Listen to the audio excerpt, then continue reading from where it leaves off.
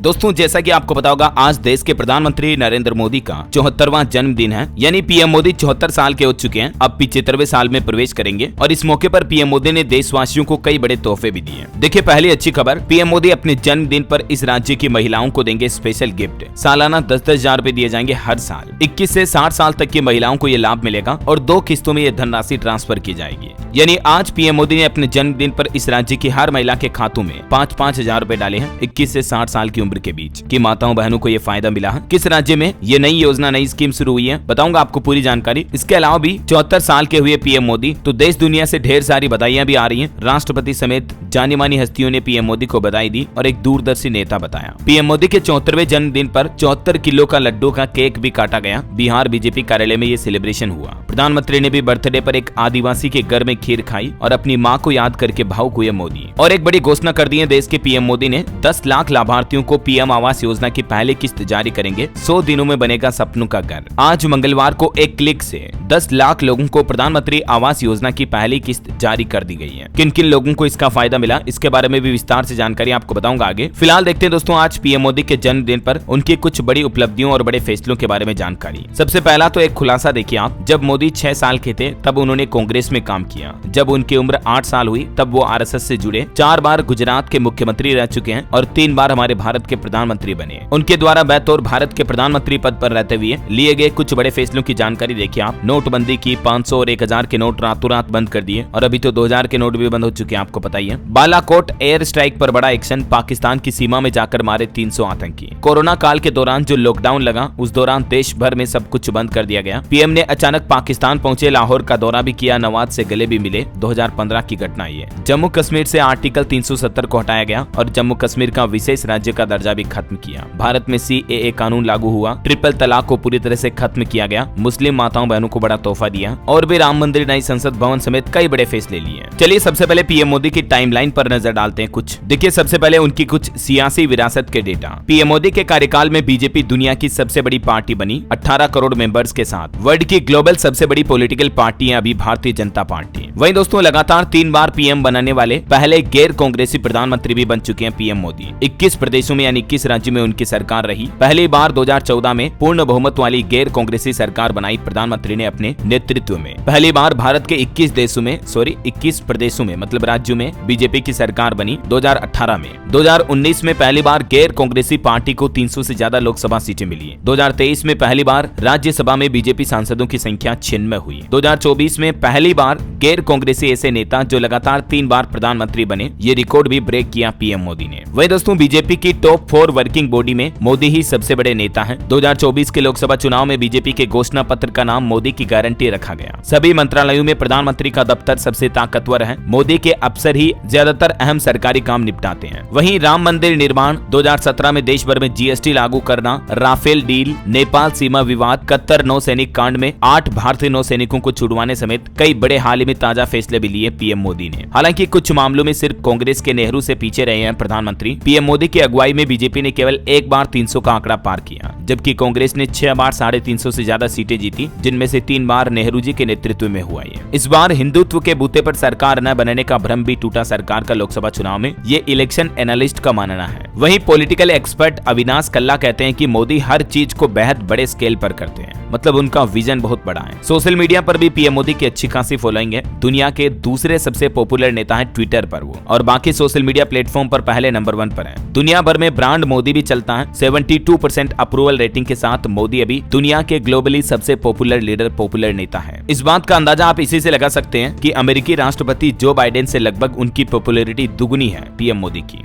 न सिर्फ ग्लोबली बल्कि हमारे देश में भी ब्रांड मोदी चलता है। एक अमेरिकी रिसर्च फर्म ने भी ये माना कि मोदी भारत में अपने आप में एक ब्रांड है। हालांकि पीएम मोदी कुछ महंगे कपड़े, स्टाइलिश लुक, मोदी जैकेट के नाम से भी मशहूर है। उनके व्यक्तित्व की विरासत का इतिहास देखिए जरा। इंदिरा गांधी के जैसे ही पार्टी का नेतृत्व कर रहे हैं मोदी अभी। मोदी की लोकप्रियता उनकी पार्टी यानी बीजेपी से भी ज्यादा है। ग्लोबल स्टेज पर भी पीएम मोदी एक कॉन्फिडेंट लीडर है, मतलब दुनिया भर के नेताओं से मिलते हैं और कॉन्फिडेंटली उनसे बात करते हैं, हाथ मिलाते हैं, आंख में आंख डालकर। कैबिनेट बैठकों में अलग बैठकर मैसेज देते हैं मोदी। कुछ बड़े फैसलों की विरासत देखिए उनकी। नोटबंदी का एक बहुत ही बड़ा फैसला रहा पीएम मोदी के इतिहास का। 500 और 1000 के नोट रातों रात बंद कर दिए थे। बाकी जो पाकिस्तान की बालाकोट एयर स्ट्राइक की घटना आपको पता ही होगी। कोरोना महामारी लॉकडाउन के दौरान देश में सब कुछ बंद किया। 2015 25 दिसंबर को पीएम मोदी ने अचानक लाहौर का दौरा भी किया और नवाज से गले मिले। बांग्लादेश से भी पीएम ने एक बड़ा समझौता किया, 51 गाँव के बदले भारत के 111 गाँव दिए। जम्मू कश्मीर से आर्टिकल 370 हटाकर विशेष राज्य का दर्जा खत्म किया। CAA यानी कि समान नागरिकता कानून लागू करके पड़ोसी देश के गैर मुस्लिमों को भारत में नागरिकता दी। मुस्लिम लड़कियों महिलाओं के लिए ट्रिपल तलाक को खत्म किया और 3 तलाक को एक अपराध बनाया। EWS रिजर्वेशन पर भी बड़ा फैसला लिया। आर्थिक तौर पर कमजोर सामान्य वर्ग को 10% आरक्षण का बहुत ही बड़ा फैसला रहा मोदी कार्यकाल का। दोस्तों, जिस तरह से चाचा नेहरू हमारे देश में हर वर्ग के नेता रहे, ठीक इसी तरह से मोदी भी अब ये कोशिश कर रहे हैं। मोदी मतलब स्ट्रॉन्ग नेशनलिज्म और अग्रेसिव स्टैंड। ये इलेक्शन एनालिस्ट अमिताभ तिवारी का कहना है। मोदी की लेगेसी को ये 4 बातें एक्सप्लेन करती हैं: stable leadership, clear decision making, better schemes और स्ट्रॉन्ग जियोपॉलिटिक्स। मोदी अपने फैसलों से हर वर्ग के दिल में जगह नहीं बना पाए, ये कहना है रशीद किदवई का। बाकी कुछ निर्माण भी देखिए पीएम मोदी के कार्यकाल के। नए संसद भवन का निर्माण किया, राम मंदिर का उद्घाटन किया पीएम ने अपने हाथों से, स्टेच्यू ऑफ यूनिटी का निर्माण किया, शहीदों की याद में नेशनल वॉर मेमोरियल बनाया। गुजरात अहमदाबाद में दुनिया का सबसे बड़ा cricket stadium Narendra Modi stadium बना। मूर्तियों मंदिरों के जरिए भी विरासत छोड़ने की कोशिश की पीएम ने और आने वाली पीढ़ियों को कई विकसित भारत के संदेश देने की कोशिश भी की है। विकसित भारत और न्यू इंडिया की नींव रख रहे हैं PM Modi. Amitabh Tiwari election analyst का यह मानना है। अपने भाषण के जरिए अपनी मजबूत और लोकप्रिय इमेज बनाई। लोकसभा चुनाव 2014 से लेकर अब तक पीएम मोदी ने ये कुछ बड़े फैसले लिए हैं। मन की बात कार्यक्रम, परीक्षा पर चर्चा। देश भर के कई एक्सपर्ट ये मानते हैं कि मोदी वो है जो सब कुछ कर सके हैं। तो ये तो कुछ पीएम की हिस्टोरिकल टाइमलाइन रही पॉलिटिकल करियर की, मैंने आपको बता दी एक साथ। आइए अब देखते हैं दोस्तों कि पीएम मोदी के जन्मदिन पर सरकार ने क्या कुछ बड़े फैसले लिए हैं। एक तो दोस्तों देश भर में कई राज्यों में आज से ही स्वच्छता ही सेवा अभियान की शुरुआत होने जा रही है। राजस्थान, उत्तर प्रदेश, उत्तराखंड समेत, जो कि 2 अक्टूबर तक चलेगा। पीएम मोदी का जन्मदिन मनाने के लिए काशी पहुंचे मुख्यमंत्री योगी आदित्यनाथ। कानून व्यवस्था पर समीक्षा बैठक भी की। बाढ़ प्रभावित इलाकों में भी पहुंचे।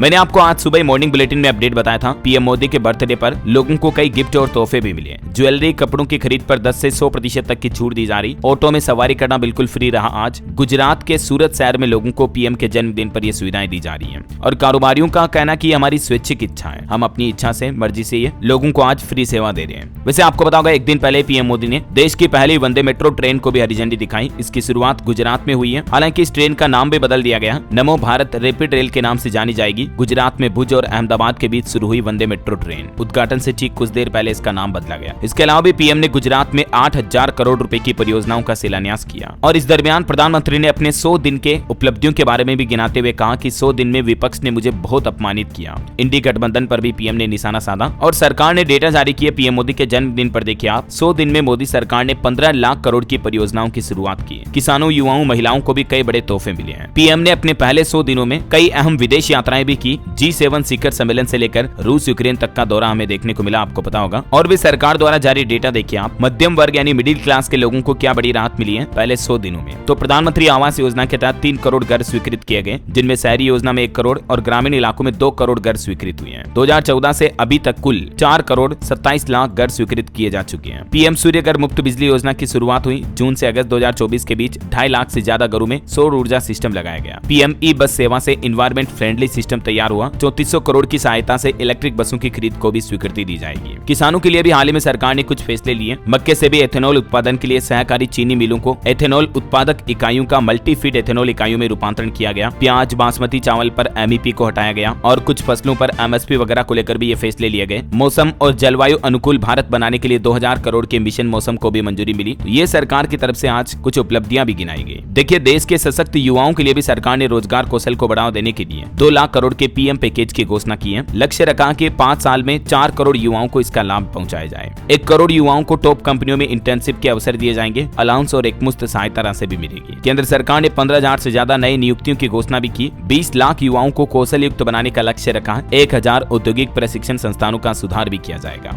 और पहली बार EPFO योजना के तहत आने वाले कर्मचारियों को 3 किस्तों में 15,000 तक प्रोत्साहन राशि भी देने का सिस्टम शुरू किया था हाल ही में, आपको पता होगा सरकार ने बजट में, है ना। इसी तरह से माताओं बहनों के लिए, महिलाओं के लिए भी आप देख सकते हैं सशक्त नारी शक्ति से जुड़े कुछ बड़े फैसले। पीएम मोदी ने 11 लाख नई लखपति दीदियों को प्रमाण पत्र दिए। 1 करोड़ से ज्यादा लखपति दीदियां प्रति वर्ष 1 लाख रुपए से ज्यादा की कमाई कर रही हैं। और भी महिलाओं से जुड़े ये फैसले हैं। सुलभ स्वास्थ्य सेवा हमारे देश में हाल ही में, आपको पता होगा 2-4 दिन पहले सरकार ने 70 साल से ज्यादा आयु के वृद्ध नागरिकों को 5 लाख रुपए तक का मुफ्त बीमा देने की घोषणा की है। यानी कि आयुष्मान भारत योजना में अब 70 साल से ऊपर के बुजुर्ग दादा दादियों का भी इलाज फ्री हो पाएगा। इससे हमारे देश में 4.5 करोड़ परिवारों और 6 करोड़ वृद्ध नागरिकों को लाभ मिलेगा। वहीं हमारे देश के मेडिकल कॉलेजों में 75,000 नई मेडिकल सीटें बढ़ाई गई, जिससे कि हेल्थ हेल्थ केयर सिस्टम को बेहतर बनाया जा सके। और इसी तरह से विदेश नीति से जुड़े कुछ फैसले भी आप देख सकते हैं। दुनिया में युद्ध के हालातों के बीच पीएम ने रूस यूक्रेन की महत्वपूर्ण यात्राएं की। विदेशों में पीएम को कई तरह के सम्मान भी दिए गए। आपदा प्रबंधन से जुड़े भी कुछ फैसले लिए गए जिनकी डिटेल आप देख सकते हैं। पहले 100 दिनों में ही लगभग 15 लाख करोड़ रुपए की ये परियोजनाएं शुरू की गई। इंफ्रास्ट्रक्चर विकास समेत बंदरगाह, रोड, रेल डेवलपमेंट समेत ये फैसले रहे, है ना। आज देश के गृह मंत्री अमित शाह ने भी मोदी सरकार के 100 दिन का ये रिपोर्ट कार्ड जारी किया और गृह मंत्री अमित शाह ने यह भी कहा कि इसी कार्यकाल में एक देश एक चुनाव यानी one nation one election system लागू करेंगे। मणिपुर में शांति व्यवस्थाओं के लिए मेतई और कुकी समाज के लोगों से बातचीत जारी है। पीएम ने अपने रिपोर्ट कार्ड का टाइटल रखा संकल्प वही, उद्देश्य वही और विकास की 3 गुना ज्यादा रफ्तार। तो ये तो हो गई पीएम के कार्यकाल की उपलब्धियां।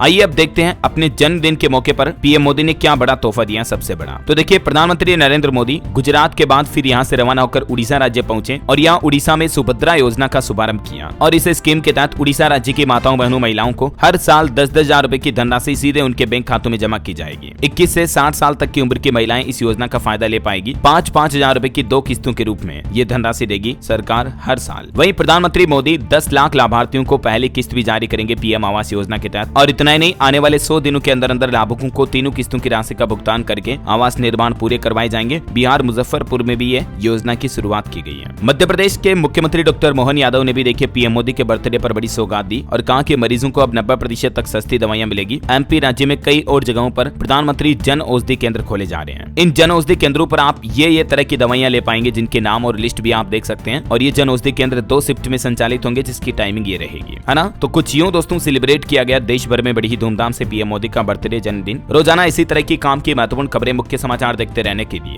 DLS न्यूज चैनल को सब्सक्राइब करके बेल आइकन जरूर दबा देना। आप भी नीचे कमेंट में पीएम मोदी को हैप्पी बर्थडे विश कर सकते हैं। मेरी तरफ से भी पर्सनली ढेर सारी हार्दिक शुभकामनाएं। पीएम मोदी एक स्वस्थ और लंबा जीवन जिए, यही हमारी प्रार्थना है। बाकी इस वीडियो को लाइक और शेयर जरूर करना और आपके अपने DLS भाई से जुड़ जाइए DLS न्यूज चैनल को सब्सक्राइब करके। ख्याल रखना अपने आप का, परिवार का। मिलेंगे अगले नेक्स्ट अपडेट में, तब तक के लिए जय हिंद, जय भारत, वंदे मातरम।